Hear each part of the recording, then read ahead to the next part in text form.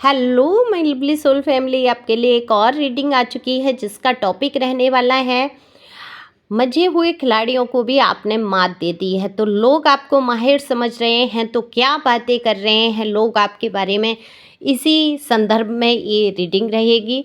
और ये general reading रहेगी, ज़रूरी नहीं है आपसे रेजोनेट हो जाए। अगर ये रीडिंग आपसे रेजोनेट हो जाती है तो ये आपकी है।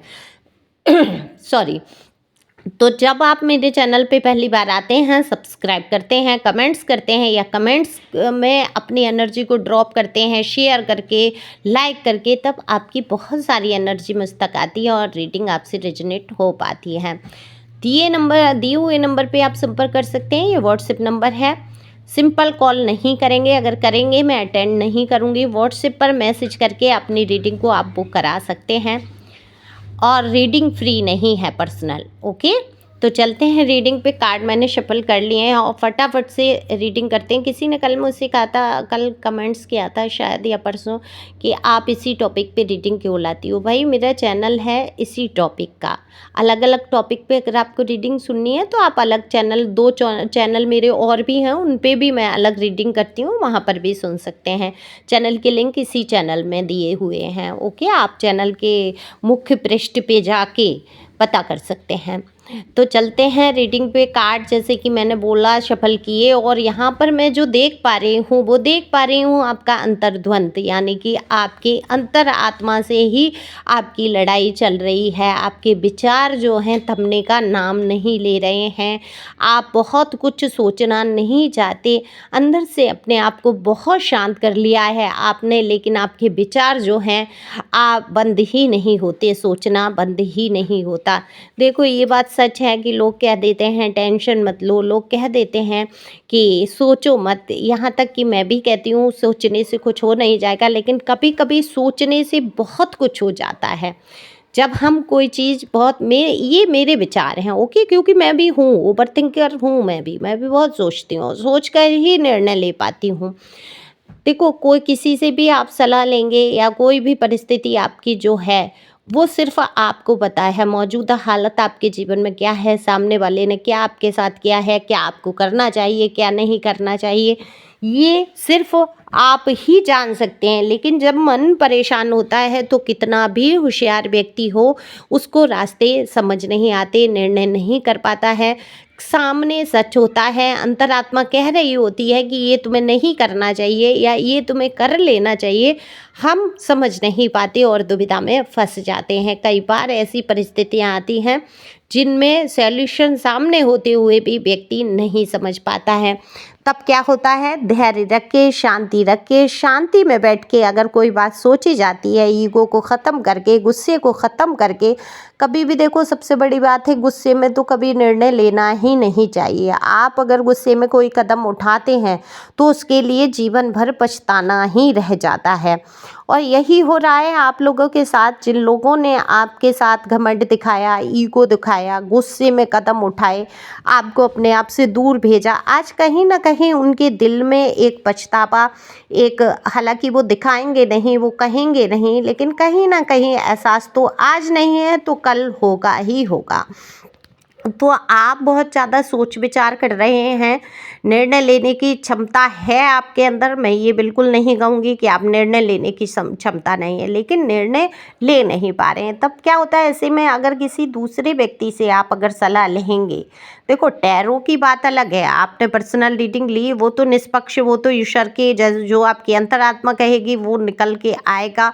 वो वहाँ आपके लिए क्या सही रहेगा, क्या उचित रहेगा, वो आपको ईश्वर के द्वारा संदेश होंगे। लेकिन अगर आप किसी संसारिक व्यक्ति से सलाह लेते हैं तो वो आपकी अंदर के दुख को नहीं जानता, अंदर की परिस्थितियों को नहीं जानता। वो ऊपर की जो परिस्थितियां उसे दिखेंगी और जो आप चाहेंगे, आपका मन पढ़ के वो उसी को कह देगा कि हाँ भाई, ये व्यक्ति की तुम क्या चाहते हो, हम ये चाहते हैं, तो ठीक है, ये कर लो। इससे ज़्यादा क्या ही कोई कह देगा, है ना। और बाद में निर्णय तो आपके मन पे ही छोड़ा जाता है, कोई सलाह मशवरे कितने भी दे दे। और ये भी सच है कि आप किसी की सलाह पे नहीं चलेंगे, आप मानेंगे तो अपने मन की ही करेंगे। ये ये यहाँ पर मैं जो देख रही हूँ, ये ज़िद्दी स्वभाव के बारे में आपकी लोग बात करते ही करते हैं कि आपने हमेशा से ज़िद की है, अपनी ही चलाने की कोशिश की है और उस ज़िद में आपने कभी नुकसान भी उठाया है तो कभी फ़ायदे भी हुए हैं आपके। देखो, पहले आप क्या थे, लोगों के लिए ज़िद करते थे, मतलब यानी कि किसी का साथ पाने के लिए आपने ज़िद की होगी, किसी को प्यार किया होगा या लव लाइफ में जो भी है उसके लिए बहुत त्याग समर्पण रहा होगा आपका, आप एक सच्चे इंसान रहे हमेशा से।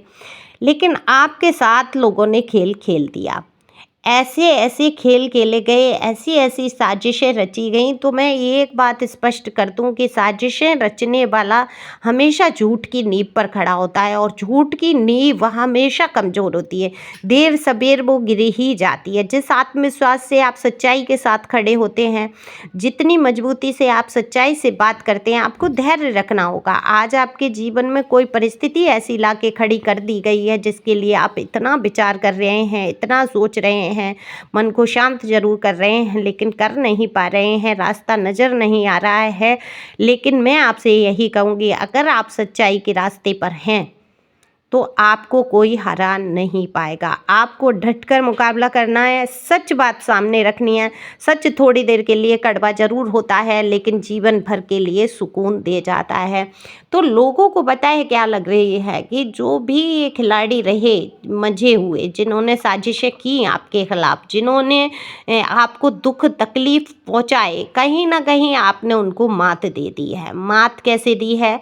आप शांत पड़ गए, ऐसा नहीं आप डर के। ये खिलाड़ी जितने भी आपके जीवन में रहे, जिन्होंने नए नए प्रपंच रचे, जिन्होंने नए नए खेल आपके जीवन से खेले, इनको क्या लगा कि आप डर गए या किसी कारण से, लेकिन नहीं, आप चुप हो गए, आप सोचने लगे, आप समझने लगे, चीज़ों को स्पष्ट देखने लगे और इन सब के मुखौटे आपके सामने उतर उतर के गिर गए, असली चेहरे आपके सामने आ गए। अब आप उतने बेचैन नहीं होते, किसी को खोने से नहीं डरते। अब आपके सामने आकर ये दूध के धुले बन भी जाएंगे तो आप क्या कहेंगे? चलो ज़रा हटना, साइड में हटना, अच्छा आप कौन, तुम कौन, ऐसे करके आप इनको दिखाई ही दोगे। अब आप कहोगे नहीं नहीं हम तो ऐसे नहीं करेंगे, हम तो गले लगा लेंगे, अरे ये सुधर के आ जाएं एक बार। ऐसा नहीं होगा। तब तक आप इतना मजबूत हो चुके होंगे कि घुटनों के बल बैठ के भी कोई आपको प्रपोज करेगा ना तो आप उससे कह देंगे ठीक है उठो, कोई बात नहीं, बैठो यहाँ पे, आराम करो, तसल्ली रखो, अब मुझे आवश्यकता नहीं है। कहते हैं ना कि वक्त पे चीज़ ना मिले तो उसकी फिर कोई वैल्यू नहीं रहती। आप प्यार के लिए तरसे तड़फे, आप अपनेपन के लिए तड़फे तरसे, आपके जीवन में इतनी कठिनाई लाके खड़ी करती गई, आप कहाँ दोषी थे? आपका दोष क्या था?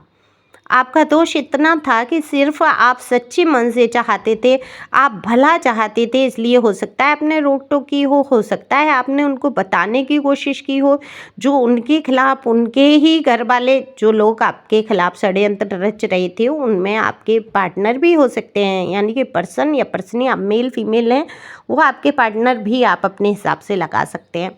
या आपके खुद के घर वाले ऐसे रहे हों कि आपके पार्टनर को दूर करने के लिए कुछ ऐसी संरचना रची गई हो, है ना, तो जिसको आप समझते हुए भी आप अपने पार्टनर उसके खिलाफ नहीं जा पाए। यही आपके पार्टनर का है। आपके पार्टनर पैसों से बहुत प्यार करते हैं, पर्सन या पर्सनी, इनको पैसे, ये सुख नहीं त्याग सकते, आलसी जीव हैं, ये काम नहीं करना चाहते, ये सुख को नहीं त्याग सकते। आपको त्याग सकते हैं, आपके साथ अगर बेबीज हैं या कोई है उनको त्याग सकते हैं, कोई भी जिम्मेदारी है उसको त्याग सकते हैं, लेकिन इनको पैसा चाहिए, पैसा दौलत। और हो सकता है इनके घर वालों ने, इनके परिवार वालों ने इनको धमका के रखा हो सकता है इनको ना कुछ ऐसी चीज़ें मिलने के लिए कहा हो कि भाई तुम्हें ये नहीं दिया जाएगा, नहीं इसको छोड़ो उसको छोड़ो, ऐसी तमाम शर्तें लगाई हों, जो भी रहा हो, आपको गलत ठहराया गया हो, तो आपने मुंह तोड़ जवाब देने की कोशिश की है, आपने समझाने की कोशिश की है,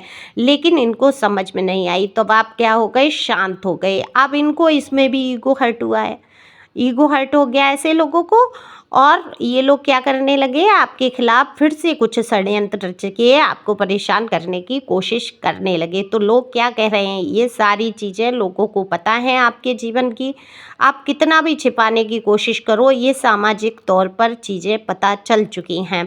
तो लोगों के बीच क्या है, आपकी बातें हो रही हैं कि आपने तो ये मंझे हुए खिलाड़ियों को भी मात दे दी है। आप हर हाल में हर दुख को सहने में माहिर हो चुके हैं। तो आप माहिर कैसे हैं, हर दुख को सहने में आप इतने स्ट्रॉन्ग बन चुके हैं, जैसे कहते हैं ना कि आग में तपा दिया हो, आपको सोना बना दिया इन लोगों ने। आप सोने बन चुके हैं कि बस अब बहुत, इससे अधिक और क्या ही कष्ट आप मुझे दे दोगे। और ये सोचते हुए आप शांति से आगे बढ़ रहे हैं। किसी भी विपत्ति, किसी भी कष्ट, किसी भी षड्यंत्र का आप डट के मुकाबला करेंगे। इस टाइम आप ऐसी एनर्जी में हैं, फुल ऑफ एनर्जी में हैं, अपने जीवन को आगे बढ़ाना चाहते हैं। आप अपने काम पर ध्यान देने की कोशिश कर रहे हैं और निश्चित तौर पे आप सफलता हासिल करेंगे। ये आपको धैर्य रखना होगा। आपके खिलाफ कुछ भी षड्यंत्र रचा गया वो झूठ की बुनियाद पे है, लेकिन आप सच्चाई पे हैं तो आपका साथ ईश्वर भी देंगे। यूनिवर्स भी उन्हीं का साथ देते हैं, भगवान भी उन्हीं का साथ देते हैं। इंसानों को सच्चाई पता चले न चले, लेकिन ईश्वर परमात्मा को एक एक सच पता होता है, कहाँ आप गलत हैं, कहाँ सामने वाला। तो लोग यही बात कर रहे हैं कि आपने ऐसे खिलाड़ियों को मात दी जिनको लोग भी घबरा जाते थे कि भाई इनके मुंह तो क्या ही लगना है ना। ऐसे लोगों को आपने मुंह तोड़ जवाब दिया। आप हर दुख को लगभग सहने में माहिर हो चुके हैं, हर समस्याओं को झेलने में माहिर हो चुके हैं। तो लोगों को ये लगता है कि आप बहुत स्ट्रांग हैं, और यही आपके लिए लोग बातें भी करते हैं। तो इन बातों को ध्यान रखना है कि लोग आपको खरा सोना समझ रहे हैं, लोग आपको स्ट्रांग समझ रहे हैं, पावरफुल समझ रहे हैं। तो बिल्कुल उसी पावरफुल एनर्जी में आपको रहना है। ज़्यादा सोच विचार नहीं करना है।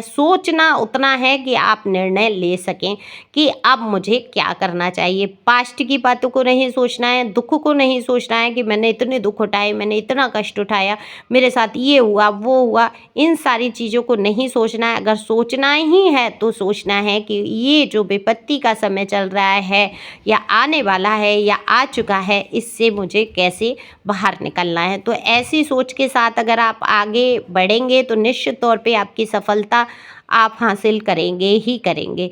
तो खुश रहो, मस्त रहो, हमेशा आगे बढ़ते रहो, क्योंकि ठहरे हुए पानी में भी कीड़े पड़ जाते हैं। Thank you.